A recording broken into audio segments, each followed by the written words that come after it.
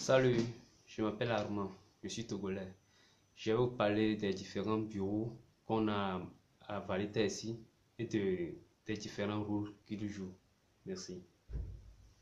Des Immigrants Commission, plus connu sous le nom de FADAS Office, c'est un point de référence, spécialement pour les logements, car souvent il offre des abris aux migrants et essaye d'aider les différents problèmes.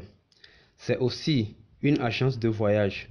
C'est un point de départ pour le demandeur d'asile qui ne sait pas où commencer.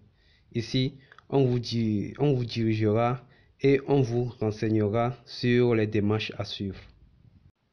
General Worker Union, c'est le syndicat des travailleurs, une organisation qui est très importante pour le bien-être des travailleurs. Lorsqu'on s'affilie à un syndicat, on se met sous l'abri d'un médiateur qui sera l'interlocuteur entre vous et votre employeur en cas de problème. Le syndicat défendra vos droits au travail. Blue Door English, c'est un service créé par la St. Andrew Scottish Church. Il y a 3 organisations qui se partagent les bureaux de cet espace. D'abord, il y a les cours d'anglais gratuits offerts aux migrants. Ils commencent en octobre chaque année. Il est important de s'enregistrer en avance. C'est aussi ici que l'ONG African Media Association Malta a ses bureaux. C'est un média dont le but est de raconter en écrit, vidéo et radio toutes les nouvelles relatives à l'Afrique et aux Africains de Malte. Elle offre aussi un service de mentoring aux migrants. Il y a aussi Malta Microfinance, qui est une petite institution financière qui aide avec des petits prêts allant de 100 à 2500 €. C'est un service offert pour ceux qui n'ont pas accès aux prêts bancaires. Les prêts peuvent servir pour commencer un petit commerce, payer ses études ou payer son loyer. On n'y paye pas d'intérêt. Le prêt est remboursable sur un délai d'1 an. The Food Bank, c'est un service qui appartient à la St. Andrew's Scottish Church. On y donne de la nourriture de manière temporaire pour des personnes en difficulté immédiate. On peut être assisté pendant 6 semaines. Pour y avoir accès, il faut être recommandé par une organisation charitable pouvant témoigner de vos besoins. Social Security Office. Ce service offre la protection sociale pour ceux qui y ont droit, tels que l'aide aux familles nombreuses et la retraite. Agencia Appoge.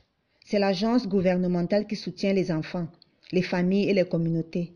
Ici, on trouve des assistants sociaux prêts à vous apporter leur support. Leurs services ont en charge la protection de l'enfance contre les mauvais traitements, les violences conjugales et les violences dans les communautés. L'agence travaille sur une trentaine de programmes concentrés sur l'enfance, les familles et les adultes en situation de précarité et à risque d'exclusion sociale. LIP. Leur mission est de combattre l'exclusion sociale et la pauvreté à travers l'emploi, le développement des talents, l'acquisition des compétences, l'insertion sociale et l'amélioration de son statut social. Ce service ouvert à tout a des bureaux sur l'étendue de l'île où il est possible de trouver de l'aide pour qui en ait besoin. Immigration Appel Board, c'est un service pour les étrangers qui permet de faire recours en cas de refus, l'annulation ou le retrait de son visa. C'est aussi le bureau où il faut se rendre si on est un demandeur d'asile et que sa demande a été rejetée. The Passport Office ou Evans Building. On y trouve différents services. C'est ici que sont établis les passeports. C'est ici qu'il est possible de faire la demande pour se marier. On y fait aussi sa carte d'identité. Selon son statut, les services peuvent être externalisés. Job Plus. Le rôle de Job Plus est de trouver un emploi et aussi d'offrir une formation pour améliorer ses compétences. Selon son statut, on peut s'enregistrer. Il existe une branche à Marsa où il est possible de faire son CV.